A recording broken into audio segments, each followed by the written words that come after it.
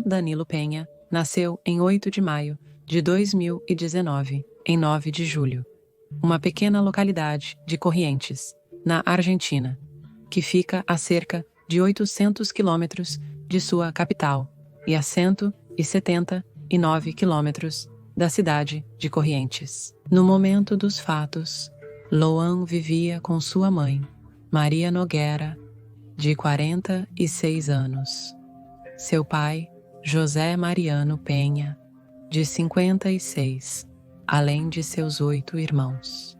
Como qualquer outra criança da sua idade, Loan frequentava há alguns anos a escola infantil número 137, chamada Pedro Benjamin Serrano, onde, segundo sua professora, Karen, era uma criança completamente comum, que gostava de brincar, estar com seus colegas e todas as outras atividades que as crianças dessa idade costumam gostar. Não havia motivos para pensar que a vida comum e corrente de Loan seria abruptamente interrompida na quinta-feira, 13 de junho deste mesmo ano. Naquele dia, Loan e seu pai foram almoçar com a avó paterna do menino, Catalina Penha, que vive em Algarrobal, considerada a zona rural de 9 de julho. Justamente nesse dia, Loan não tinha aulas, devido a um evento esportivo que estava acontecendo na escola. Por isso, foi ele quem sugeriu ir ao campo onde sua avó morava. José achou a ideia ótima, mas colocou como única condição que a mãe do menino desse permissão. Então Loan, empolgado, foi perguntar à sua mãe e voltou um pouco depois, afirmando que ela havia dito sim. A família de José é muito religiosa e, sendo aquela quinta-feira o dia de Santo Antônio, vários parentes foram à casa de Catalina para compartilhar um almoço com outras 12 pessoas próximas à família. Além do pai e da avó do menino, estava sua tia, Laudelina Penha, acompanhada de seu marido, Antônio Bernardino Benites, um casal amigo da dona da casa, Daniel Fierrito Ramírez, e Mônica Del Carmen Milepi, Carlos Pérez, um capitão aposentado da Marinha Argentina, acompanhado de sua esposa Maria Victória Caiaba, que é funcionária municipal. E além de todos esses adultos, havia também 6 crianças próximas à família. Durante a refeição, e conforme consta nas fotos que foram tiradas, Loan sempre se manteve perto de seu pai, talvez um pouco intimidado pela quantidade de pessoas que não conhecia. Foi quando terminaram de comer que pela primeira vez ele se separou de José. Entre vários dos adultos, surgiu a ideia de ir em direção ao pomar de laranjas, localizado no monte que ficava a aproximadamente 600 metros da casa de Catalina. A ideia, que inicialmente surgiu entre Fierrito Ramírez, Antônio Bernardino Benites e Mônica Del Carmen Milepi, rapidamente foi apoiada pelos demais, e alguns até decidiram acompanhá-los, como Laudelina e Camila Gomes, a esposa de um dos sobrinhos de José, e as 6 crianças. Camila e Laudelina, porém, não alcançaram o laranjal. No meio do caminho, as 2 mulheres decidiram voltar para casa, onde José continuava com Catalina. Para que fique claro, José nunca havia dado consentimento para Loan ir, mas a essa altura já não fazia muito sentido. Era claro que o menino tinha ido com os outros e que teria que esperar que voltassem para repreendê-lo por ter ido sem permissão. Depois de um tempo de sobremesa, Benites chamou Laudelina, sua esposa, para perguntar se Loan havia chegado bem à casa da avó. Surpresa, a tia do menino respondeu que não, que tanto ela quanto o pai de Loan acreditavam que ele estava com eles. Nervosos e confusos, todos começaram a procurá-lo, mas parecia que a terra havia engolido Loan. Ele não estava em lugar nenhum. Então, após 2 horas de busca contínua, José decidiu ligar para a polícia e denunciar o desaparecimento de seu filho. Como vocês já devem saber, a investigação sobre o desaparecimento de Loan ainda está ativa até hoje. Desde que Loan desapareceu há meses, praticamente todas as semanas, ficamos sabendo de novas reviravoltas na investigação.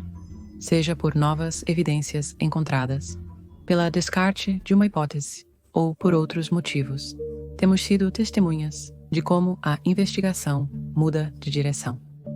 De fato, agora mesmo, entrei para procurar notícias de empréstimo antes de me sentar para fazer este vídeo, e havia coisas novas. Imagine, já se passaram meses. Isso torna quase impossível explicar tudo o que aconteceu neste tempo sem enlouquecer. É por isso que vamos explorar aos poucos as diferentes etapas da investigação e o que foi coletado delas. Logicamente, a primeira etapa foi a que surgiu da ligação do pai de Loan, na tarde de 13 de junho. Desde o início, a polícia tratou seu desaparecimento como um extravio acidental, ou seja, como se o menino tivesse se perdido na montanha acidentalmente por se separar de sua família paterna, que é o mais normal a se acreditar. Como pensavam que o menino poderia estar perdido na área, rapidamente iniciou-se uma operação de busca na montanha, que envolveu dezenas de oficiais especializados em rastreamento, cães de busca e também mergulhadores, para explorar o rio e outras lagoas da região.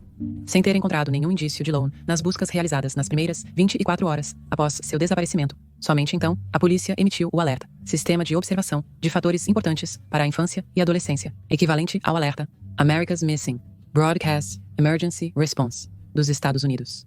Consiste em uma série de medidas de emergência para divulgar o desaparecimento de uma criança e maximizar os esforços para encontrá-la. Sua foto é divulgada, um detalhe do que estava vestindo quando desapareceu, bem como as circunstâncias em que isso aconteceu. Apesar de o alerta ter sido emitido pela possibilidade de Loan ter sido sequestrado, a verdade é que a polícia não explorou essa possibilidade de forma séria. Convencidos de que ele estava perdido em algum lugar da montanha, eles ignoraram várias das etapas estabelecidas pelo protocolo de busca estabelecido pela Procuradoria de Tráfico e Exploração de Pessoas, que é um órgão do Ministério Público Fiscal, que diz: este protocolo estabelece que quando se trata de crianças ou adolescentes e mulheres jovens em situação de extrema vulnerabilidade, sempre deve-se, no leque de hipóteses, tentar enquadrar a investigação em torno da hipótese mais severa. Isso foi explicado publicamente por Gustavo Vera, que é o chefe da Alameda, uma organização não governamental contra o tráfico de crianças. Claramente isso é o lógico, porque por menor que seja, a possibilidade existe. E se realmente aconteceu, é uma situação incrivelmente arriscada e séria. Tomar essas precauções é essencial para uma boa investigação.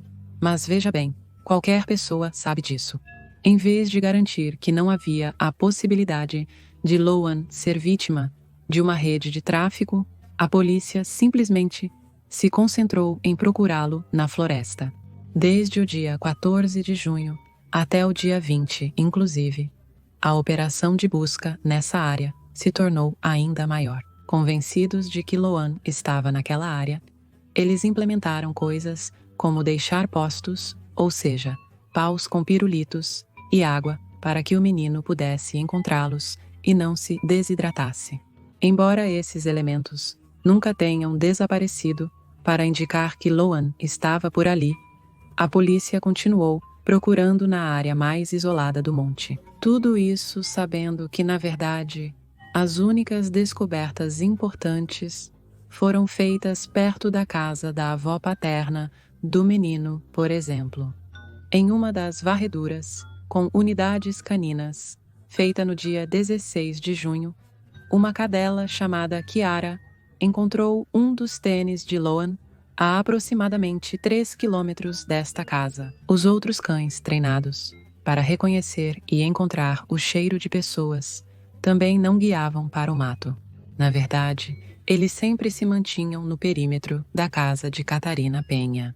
Apesar de os animais claramente considerarem que havia rastro do menino ali, o comissário Maciel deu a ordem para que os efetivos se afastassem da casa e, em vez disso, continuassem procurando no mato. Enquanto a polícia continuava focando a busca nessa área, no dia 17 de junho, a Interpol emitiu um alerta amarelo, um alerta policial mundial sobre uma pessoa desaparecida, cujo objetivo é localizar a pessoa perdida se ela viajou ou foi transferida para outro país. Por sua vez, o Ministério da Segurança da Nação ofereceu uma recompensa de 5 milhões de pesos para a pessoa que fornecesse dados reais que ajudassem a localizar Loan. No mesmo dia em que o tênis de Loan foi encontrado, 16 de junho, os 3 adultos que levaram as crianças para o Naranjo del Monte foram presos por abandono de incapaz. 2 dias depois, 5 dias após o desaparecimento, o juiz de garantias, Lúcio Lopes, decretou a prisão preventiva dos 3 acusados: Bernardino Antônio Benítez, Daniel Oscar Fierrito Ramírez e sua parceira, Mônica del Carmen Milepe, por considerar que eles foram negligentes no cuidado da criança. Diante dessa decisão, Bernardino enviou uma carta pública ao promotor do caso, Guilhermo Bart de Goya, contando sua versão dos fatos. Na carta, ele contou que o almoço do dia 13 de junho havia passado sem maiores inconvenientes quando ele decidiu ir buscar laranjas sozinho. Foram minutos depois que Daniel e Mônica se juntaram, acompanhados pelas crianças. Na mesma carta, ele detalhou como havia descascado uma laranja para que seu filho Joaquim compartilhasse com Loan. Foi enquanto as crianças comiam que Fierrito Martinez recebeu uma ligação e sua parceira, Mônica, se aproximou dele para saber com quem ele estava falando. Segundo Bernardino Antônio Benítez, ele havia saído do local antes dos outros. Mas quando os outros começaram a voltar, uma menina percebeu que Loan não estava lá, razão pela qual todos pararam e começaram a procurar por ele na laranjeira. Mas claramente a criança, naquele momento, já não estava lá. Foi nesse momento que Benítez ligou para sua esposa, Laudelina, para verificar se a criança tinha voltado para casa por acaso. Mas a resposta foi negativa. O advogado de Benítez e sua esposa enfatizou que era a primeira vez que seus clientes viam Loan. Até mesmo na mídia, o advogado Jorge Monti declarou: "Minha hipótese é clara. Desde o primeiro dia que Loan foi levado, e poderia ter entrado em uma rede de tráfico." Além disso, ele acrescentou que seus clientes eram bodes expiatórios, acusados para encerrar rapidamente o caso e evitar a busca pelos verdadeiros culpados. Enquanto a imprensa repercutia essa história, uma semana após a descoberta do tênis de Loan, o promotor responsável pelo caso, Juan Carlos Castilho, afirmou que a descoberta não havia sido genuína, mas uma pista falsa plantada pelo comissário da cidade de Maciel, que fingiu ser quem a encontrou, quando na verdade havia sido a tia do menino, Laudelina Penha. Isso, juntamente com certas atitudes do comissário Maciel, fez com que as suspeitas da promotoria aumentassem. Lembremos que este mesmo oficial era quem havia insistido que só se procurasse em a área da montanha, e coincidentemente o tênis foi encontrado na direção desse lugar, como se para fazer acreditar que o menino tinha ido nessa direção. Além disso, Maciel havia convocado todos os vizinhos que de alguma forma haviam se manifestado para pedir justiça por Loan, ou uma investigação melhor do que havia acontecido para a delegacia. Depois de analisar a cena, a promotoria conseguiu comprovar sua hipótese e determinar que o tênis havia sido colocado lá pelo policial, que foi oficialmente preso no dia 21 de junho, por obstruir uma investigação policial e plantar evidências falsas. No mesmo dia, por ordem da promotoria, unidades de rastreamento canino revisaram os carros e propriedades de todos os adultos que estiveram presentes no almoço no dia do desaparecimento. Os cães identificaram vestígios de Loan nos veículos do casal Maria Victória Caiaba e Carlos Pérez, uma caminhonete Ford Ranger branca e um Ford Ka vermelho. No dia 13 de junho, o casal havia chegado à casa de Catalina na Ford Ranger, mas também haviam levado o outro carro, com o qual, no dia seguinte, a ex-funcionária do município e seu marido viajaram para a cidade de Corrientes para uma suposta consulta médica que ela tinha. Isso é de acordo com o que ela disse na televisão antes de ser presa no mesmo dia. Naquela entrevista que ela e seu parceiro deram à ATN, um canal de televisão argentino, eles garantiram que não tinham nada a ver com o que havia acontecido, e até mencionaram um carro cinza que tinham visto rondando a área de maneira suspeita. Para a promotoria, isso era, na verdade, uma tentativa bastante pobre de desviar a atenção de seus movimentos e sua própria participação nos fatos. Com as evidências encontradas nos carros do casal, sustentavam que haviam sido eles os que raptaram Loan e o haviam transferido para entregá-lo, ou melhor dizendo, vendê-lo a uma rede de tráfico infantil, provavelmente internacional. As autoridades começaram a considerar a possibilidade de que Loan tivesse sido levado do país por essa rede e levado ao Paraguai. Por isso, foram feitas diferentes gestões para que esse país iniciasse uma investigação local, enquanto o Uruguai adicionou Loan à sua lista de pessoas desaparecidas. 11 dias após o desaparecimento de Loan, e sem indícios claros do que realmente havia acontecido, no dia 24 de junho, a Justiça de Corrientes decidiu se afastar da investigação, por considerar que não era competente, e, em seu lugar, deixaram o caso nas mãos da Procuradoria de Tráfico e Exploração de Pessoas, a Procuradoria de Tráfico e Exploração de Pessoas, embora os promotores que haviam estado trabalhando no caso se comprometeram a continuar participando e ajudando na investigação até sua resolução.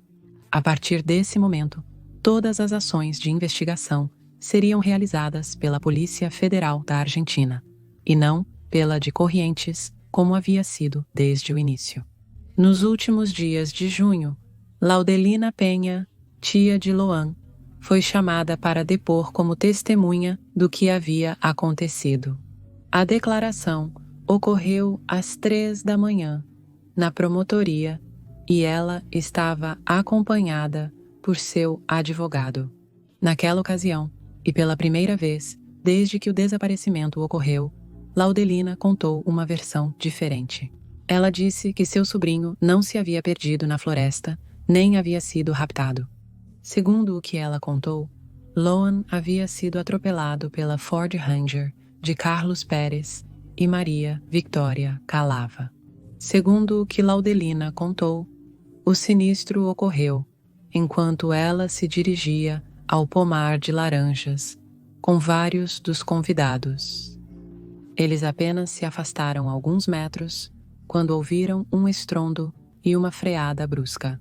Loan havia atravessado na frente da caminhonete do casal sem que eles pudessem frear antes de atingir o menino de frente.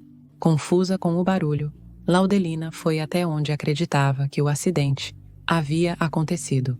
Foi então que ela viu Carlos e Maria Victoria subirem na parte de trás do carro, onde dias antes a polícia havia encontrado vestígios de Loan.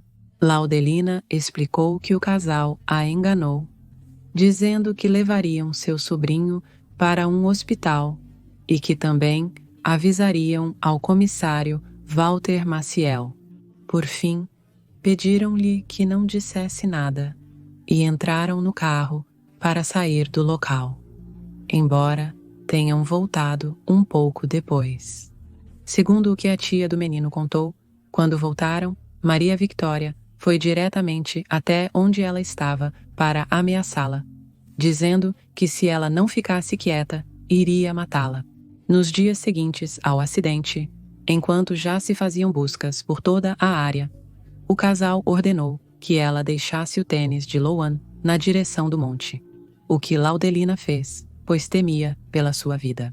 Essa versão fez com que a polícia realizasse uma busca na área do lixão da cidade correntina, onde Laudelina indicou que poderia estar o corpo de seu sobrinho. No entanto, nada deu resultado. Uma nova inspeção do veículo de Pérez encontrou o que parecia ser sangue na parte da frente do carro. No entanto, após ser analisada, foi descartado que fosse de Loan. Quem acabou descartando a versão de Laudelina foi sua própria filha, Macarena Penha, quando declarou perante a juíza de Goya que a versão que sua mãe havia contado era, na verdade, uma história de ficção, algo que ela havia inventado em troca de um suborno que lhe deram para não contar a verdade. No dia 12 de julho, quase um mês exato após o desaparecimento de Loan, Laudelina admitiu à sua advogada ter contado uma mentira anteriormente e 5 dias depois admitiu perante as autoridades, declarando desta vez já como acusada e não na qualidade de testemunha como havia feito antes. Quando perguntada sobre quem a havia subornado, Laudelina falou sobre seu ex-advogado, José Codazzi, e o senador da província de Corrientes, Diego Pellegrini, afirmando que eles a haviam pressionado para fazer essa declaração, adicionando à pressão a soma de 50 mil pesos. Sei que há muitas pessoas assistindo isso de outros países, então vou enfatizar que 50 mil pesos não são nada. Ou seja, para uma pessoa que está mal, economicamente, claro que pode fazer a diferença. Mas estamos falando de esconder um crime, segundo o que a própria Laudelina diz. Para que tenham uma ideia, então, um combo do burger, tenho o aplicativo instalado, só por isso estou fazendo assim, custa 16.500 pesos. Ainda estou sendo generosa, porque falo do Stacker Onion 40 Triple, ou seja, um hambúrguer grande. Então, com esse preço em mente, 16.500 pesos, estamos falando de cerca de 3 Stackers. Esse seria o suposto preço do silêncio. 3 Stackers do Burger King. Este é um detalhe que mal foi mencionado e deixou todo mundo arrepiado. Eles não sabiam quão verdadeiro poderia ser. Sabiam, ou melhor, sentiam em comum que Laudelina estava mentindo novamente. Ela também envolveu em sua mentira o policial aposentado Francisco Armando Mendes, de 58 anos, que aparecia entre os contatos de Walter Maciel como informante. Por isso, a divisão de segurança já o tinha monitorado. Segundo Laudelina, o policial aposentado e o comissário foram quem esperaram seu marido, Bernardino Antônio Benítez, e os outros adultos, para tirar Loan deles.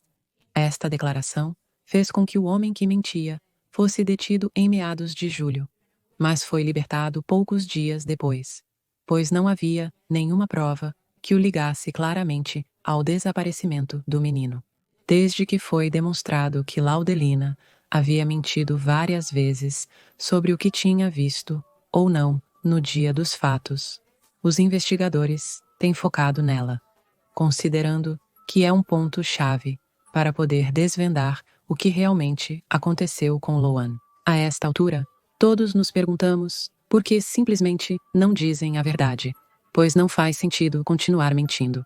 No dia 13 de agosto, a juíza federal, Cristina Poser Penso, ordenou que as contas bancárias de todos os envolvidos no caso fossem revisadas até o momento. Ordem que foi cumprida pela Polícia de Segurança Aeroportuária, devolvendo um relatório detalhado dos movimentos e seus valores. Por exemplo, na conta do ex-comissário de Goya, Walter Maciel, foram encontradas 2 transações um tanto suspeitas. A primeira ocorreu em 16 de junho, 3 dias após o desaparecimento de Loan, e foi uma transferência de 170 mil pesos, provenientes de uma conta do Mercado Pago, uma carteira virtual da plataforma Mercado Livre, em nome de José Robledo. Uma nova transferência chegou à sua conta em julho, quase um mês depois, embora, naquela época, Maciel já estivesse detido por se considerar que ele tinha algum tipo de envolvimento no desaparecimento de Loan. Essa segunda transferência foi feita por um tal Juan José Domingues, e ele enviou 50 mil pesos.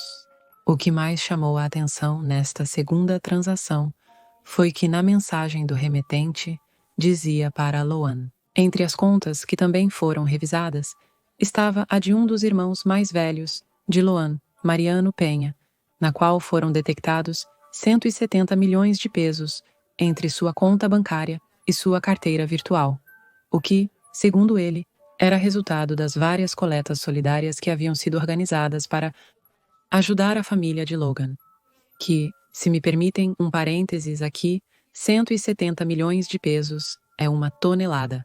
Está certo que a moeda está desvalorizada e o caso é realmente incrivelmente conhecido, mas não consigo encontrar uma maneira de que apenas através de doações cheguem a esse número tão elevado. Você compra uma casa por 170 milhões de pesos.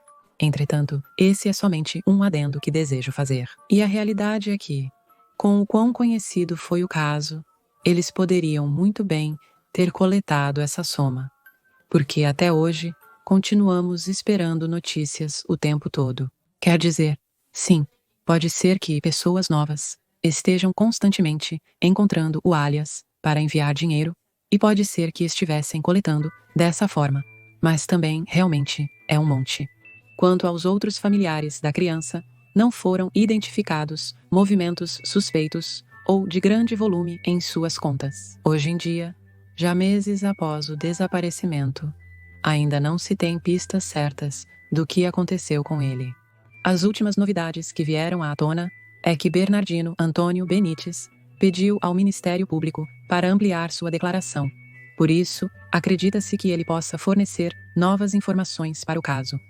Embora seu advogado Ricardo Ozuna tenha minimizado o pedido, garantindo que seu cliente não vai fornecer nenhum dado relevante sobre o paradeiro de Loan, mas detalhes de sua história que foram lembrados com o tempo.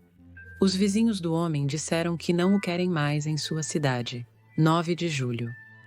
Uma vizinha cansada do comportamento de Bernardino Benites declarou que desde que o conhece, ele está sempre preso, que deveria ter sido detido 5 ou 6 vezes. Desde que souberam do Loan, eles têm tentado evitá-lo a todo custo. Desde então, eles não deixam que os mais jovens se aproximem dele.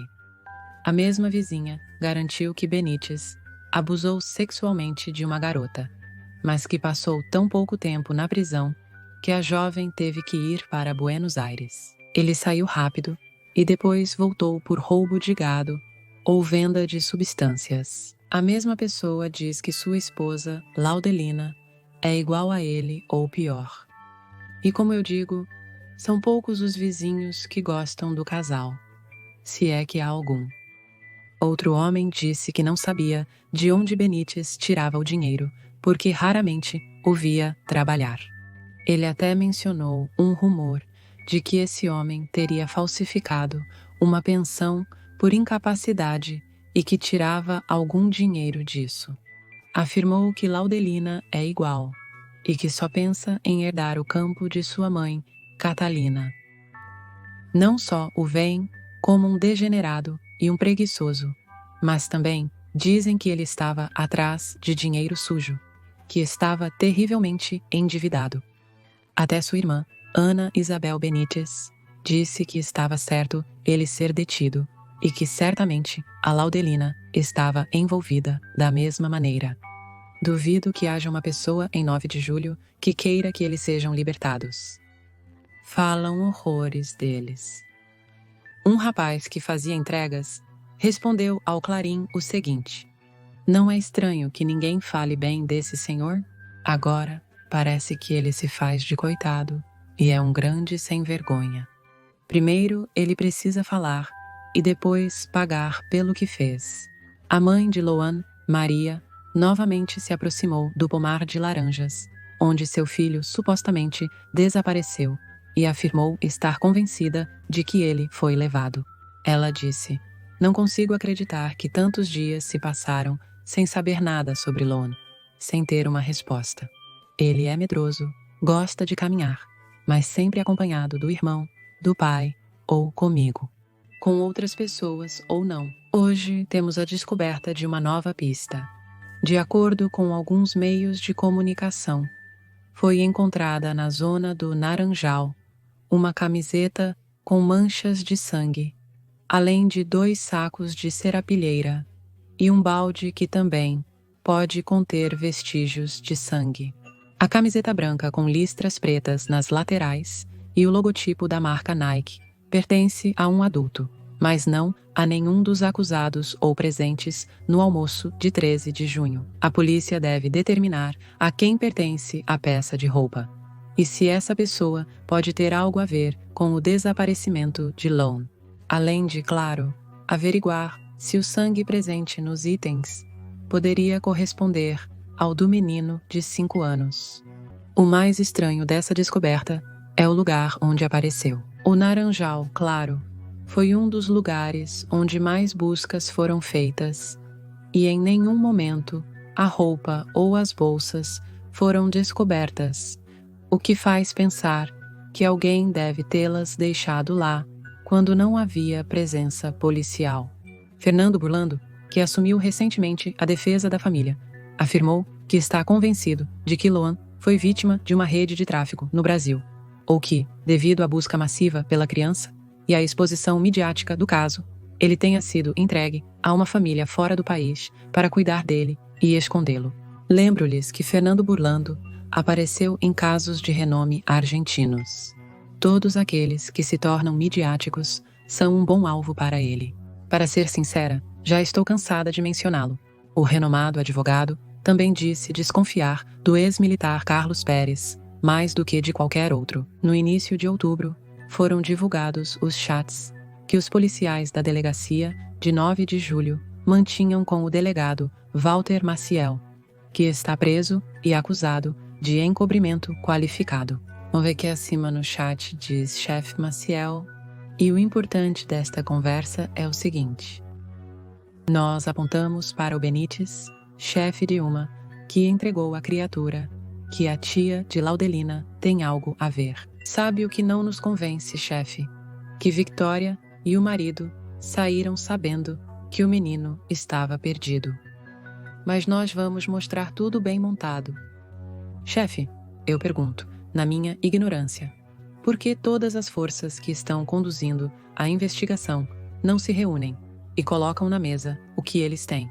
Que informações eles têm?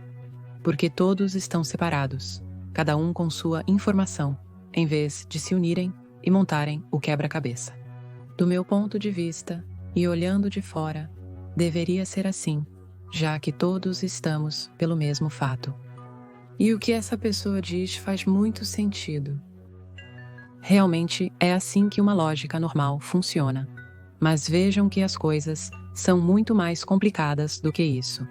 Carlos Pérez, um dos detidos no caso, deu uma informação de forma um pouco indireta. Isso ocorreu enquanto a justiça requisitava o celular de Camila Nunes, a prima do menino. Em uma conversa com uma pessoa chamada Abigail, Camila garantiu que disse Pérez, ou seja, Carlos, que Loan está com um homem e que está vivo. Ao que Nunes respondeu: por que ele não diz onde está? Tudo é muito estranho nesse homem. Espero que ele tenha piedade do que fez. A mulher acrescentou: Pérez disse que queria negociar com o promotor. E Maria Victoria Cailaba? Há alguns dias, Laudelina pediu para ampliar o inquérito. Queria falar com a juíza, que finalmente aceitou. Isso deveria esclarecer o que ela disse. No entanto, depois de um tempo, ela se retratou, dizendo que não queria depor novamente, pois não estava em um bom estado mental para fazê-lo. Em uma carta que ela enviou ao juiz, ela disse: eu prometo pela vida de Lohan e de meus filhos que vou gritar minha inocência até o último segundo da minha vida. Mas com tudo o que eles estão fazendo comigo, peço desculpas por tudo. Não estou em condições de depor. A vida do meu filho e a minha estão em perigo. Outro detalhe que surgiu, e foi muito replicado nos meios de comunicação, ocorreu após o início da busca e do procedimento com o tribunal. Perceberam que o RG do Loan não estava em lugar nenhum e nunca o haviam sequestrado, ou seja, sua identificação não estava lá. Naquela instância em que foi ordenado aos pais que o apresentassem, surgiram notícias falando a respeito, já que a falta do RG era um assunto importante. Se este não aparecesse, a razão poderia ser que o venderam com o mesmo. Finalmente, o RG foi apresentado e todos esses rumores silenciados. Mas se por um segundo vocês não acreditaram nos pais de Loan, não gostaram deles por qualquer motivo, saibam que há mais pessoas que pensam o mesmo e há um grupo de mulheres, especialmente mães, que pedem justiça há muito tempo e não gostam da maneira como os pais do menor se comportam. A realidade, e como devem saber, não me parece correto fazer o papel de polícia da moral e dizer o que está certo ou errado quando se trata de um assunto tão sério. Mas essas pessoas, autodenominadas as guerreiras de Loan, estão pedindo justiça de todas as maneiras possíveis há algum tempo e estão presentes nesta situação. Elas vão todos os dias ao tribunal tentar pressionar. Sentem que a família de Loan está muito tranquila. Uma das críticas mais feitas foi justamente que enquanto eles se reuniam cedo no dia, os pais não faziam o mesmo, ou algo sequer parecido. Contam que um desses dias, em que foram antes das 7 da manhã esperar os pais, só viram o pai de Loan às 10 da manhã, porque, segundo ele, queria tomar chimarrão primeiro. Claramente, esse tipo de atitude não é bem vista, e não menos diante da urgência, mas também não sabemos o que acontece internamente. Burlando, o advogado midiático, que se envolveu neste caso na defesa da família em primeira instância, declarou em relação às dúvidas que ele mesmo tinha sobre os pais e sobre o governador da província de Corrientes, Gustavo Valdez. Quase 100 dias após o desaparecimento de Loan, seus pais denunciaram o governo provincial por mau desempenho de funções e pediram um julgamento político contra Valdez pela falta de respostas. Pediam a destituição. Isso ocorreu em meados de setembro, e neste ponto, eles admitiram que parecia haver muita gente envolvida em ocultar o que estava acontecendo no caso. Questionou-se uma ação particular de Valdez, este tweet que ele publicou no dia 29 de junho. Laudelina declarou tanto para a Procuradoria-Geral quanto para a Procuradoria Provincial de Corrientes, e teria narrado como foram os fatos do caso Loan. Tudo o que foi feito está sendo encaminhado para a Justiça Federal, para que proceda de acordo com a lei. Isso que poderia, à primeira vista, parecer apenas um dado sobre o caso, para muitos quer dar a entender que o caso foi resolvido após a declaração da Odelina. Roberto Mendes, o advogado que ficou com os pais, depois que Burlando abandonou sua defesa, os acompanhou com o pedido de impeachment. Burlando esclareceu que disse aos pais de Loan para não se encontrarem com ninguém que estivesse ligado ao caso. Quando viu que os pais tiveram uma reunião com alguém do governo, mesmo sem saber bem com quem, deixou de confiar neles, acusando-os de que, ao fazer isso, estavam se afastando, se rendendo e, basicamente, entregando a criança. Ela disse que a atitude dos pais teria mudado após essa reunião e alertou que eles estavam fazendo um pacto com uma pessoa que tem vínculos com a investigação e com aqueles que sabem o que aconteceu com o menino. Isso em suas próprias palavras. Por parte da família de Loan, eles esclareceram que todas as decisões que tomaram foram devido à falta de ação que havia no caso. Naquele momento, haviam passado 100 dias sem qualquer progresso, então eles tinham que tomar uma decisão. algum tipo de atitude sobre o assunto. E a partir daí, então, começaria a reunião, a mudança de advogados e tudo mais. Infelizmente, tenho que lembrá-los de outro caso, que é o de Lucille Dupuis, sobre quem já fiz um vídeo há algumas semanas. A partir do que aconteceu com esse menino, surgiu uma fundação com o seu nome, da qual agora surge uma acusação bastante grave, mas que realmente não tem nada a ver com eles. As manchetes nas últimas semanas estavam dizendo que 10 pessoas dessa fundação foram levadas à prisão preventiva por obstruir a busca por Logan. Eles são Federico Colombo, preso em Tucumã; Nicolás Soria, apelidado de El Yankee ou o Americano; os advogados Elizabeth Cutala, Alan Canhete e Delfina Taborda; Pablo Nogueira, Pablo Nunes, Valéria Lopes, Verônica Machuca Juni e Leonardo Rubio. Nicolás Soria, o Yankee, enfrenta acusações de usurpação de título, pois costuma se apresentar como um investigador da Agência Central de Inteligência ou de outros importantes organismos. Às vezes mudava, mas essa era a base da mentira. E também foi preso por fornecimento de entorpecentes. Todos foram acusados de privação ilegítima de liberdade, fraude à administração pública e ocultação agravada. Federico Colombo foi acusado de violar segredo profissional, prestar falso testemunho e usurpar título. Este último crime também seria atribuído a Canhete, Nunes Lopes e a Machuca Juni. Suspeita-se que essas pessoas operavam a partir de um hotel, que a princípio não permitiu a entrada das autoridades. Na localidade de 9 de julho, eles treinavam pelo menos 3 das crianças que estiveram no Naranjal no dia 13 de junho. Também a Camila Nunes, que é testemunha-chave, e a filha de Laudelina Penha Macarena. Isso foi a primeira coisa que soubemos.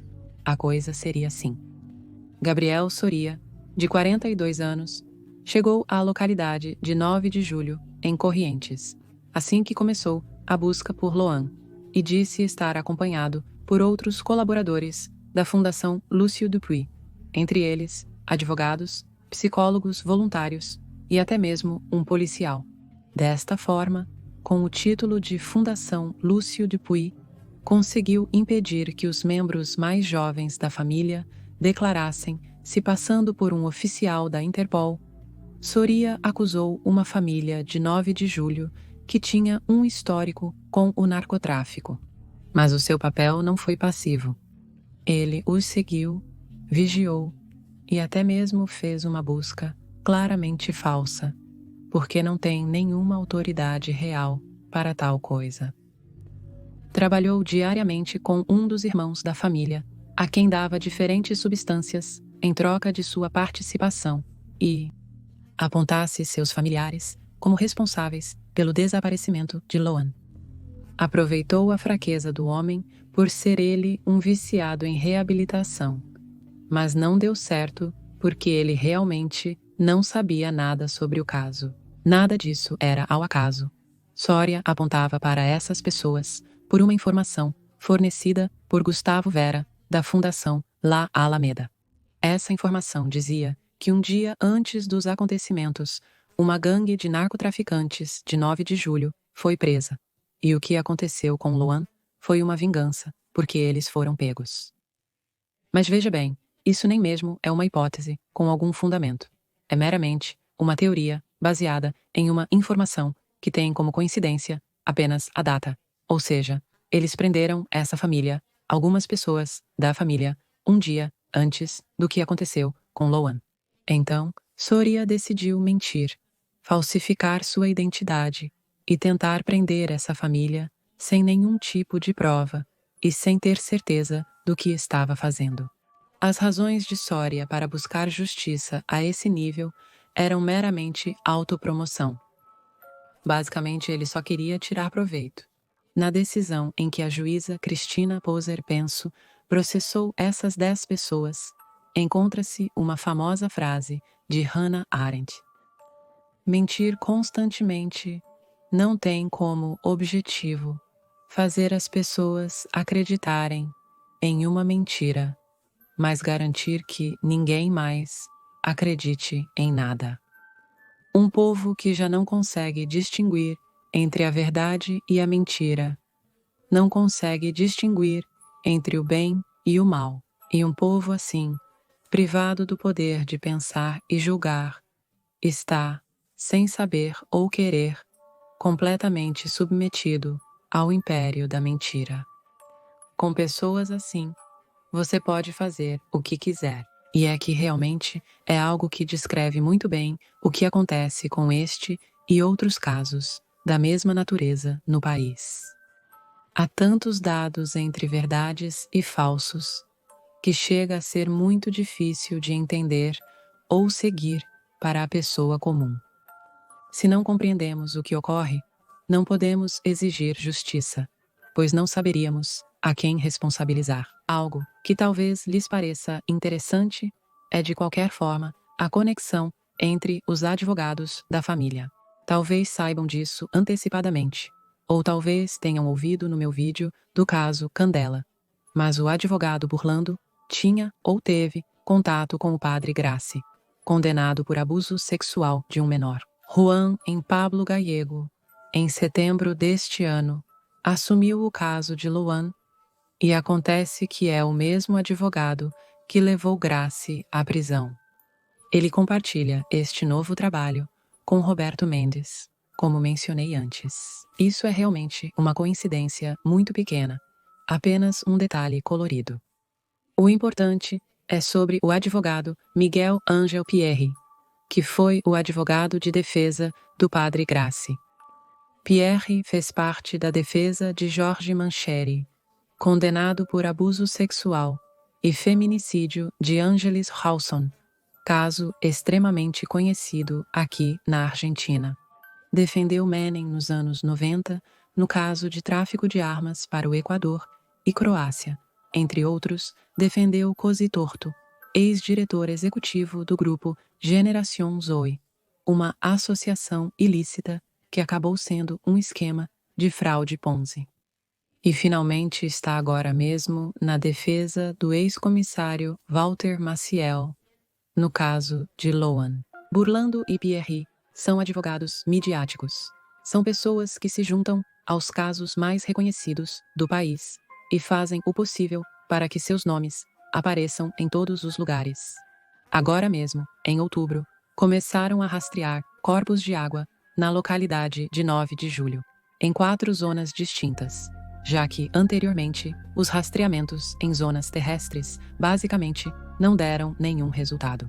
Mas ainda não sabemos muito mais. E sendo honesta, poderia ser um vídeo muito mais longo, simplesmente lendo a última semana de notícias. De fato, aqui acabei de colocar Loan na internet. No Google, simplesmente no Google. Já na crônica, apareceu uma nova nota, que fala sobre uma ameaça ao policial, que declarou que Loan havia aparecido. De fato, vamos ler a nota juntos, porque, como eu digo a tantas notícias, já que estamos, leio a crônica diretamente para vocês. Trata-se do suboficial Mariano Hernán Duarte, que horas depois do desaparecimento de Loan, havia alertado que o menino apareceu. Segundo o jornalista local, Juan Cruz Velázquez, o suboficial teria recebido ameaças de morte. Além disso, o jornalista denunciou em suas redes que o fato nunca foi investigado a fundo. A mensagem enviada por sinal de rádio indicava: Loan apareceu, está bem, mas assustado. A justiça ordenou a apreensão dos telefones de Mariano Hernán Duarte e outros policiais de 9 de julho, além do comissário detido Walter Maciel e Camila Núñez, prima de Loan. O suboficial Duarte foi apontado por Walter Maciel, ex-comissário e detido no caso, como o responsável por ter espalhado a versão de que encontraram Loan. Maciel diz o seguinte: o sargento Duarte Mariano, apelidado de Loro, entra em contato comigo, me liga e diz que encontraram Loan Ele diz que estão indo para a casa da avó. Eu informo sobre a situação. Levamos ambulâncias, tudo. No caminho eles me ligam e dizem que foi um alarme falso. Duarte levou uma bronca. Não sei de onde saiu esse boato.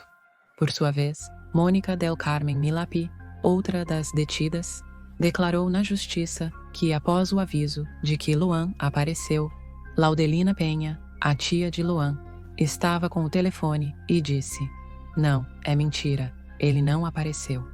Que ela estava falando com Camila e que disse que não. Aí está, isso saiu há algumas horas. E assim como isso, surgiram toneladas de notícias. Toda vez que coloco Luan na busca, aparece algo novo. Mas são todos detalhes muito, muito pequenos que não fazem realmente uma diferença, tal qual no caso. Então, como eu estava dizendo, eu poderia fazer, digamos, mais 1 hora de conteúdo apenas lendo o que encontro aqui. Hora após hora, passo 3 dias seguidos e conto o que há. Mas, como diz a frase de Hannah Arendt, isso está tão cheio de versões difíceis de esclarecer entre verdade ou mentira, que se continuarmos adicionando detalhes e especulações, vamos nos confundir, que é exatamente o que algumas pessoas querem que aconteça. Então vamos deixar por aqui com o que sabemos. Aqui terminou o vídeo.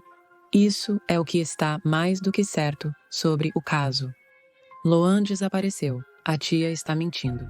Há pessoas que estão trabalhando para encontrar o menino. Há pessoas que estão trabalhando para que ninguém saiba o que aconteceu e para que o caso seja esquecido, e realmente não temos muitas certezas. Então, espero que em algum momento possamos fazer um vídeo com uma atualização na qual saibamos o que aconteceu. Sinceramente, eu duvido muito.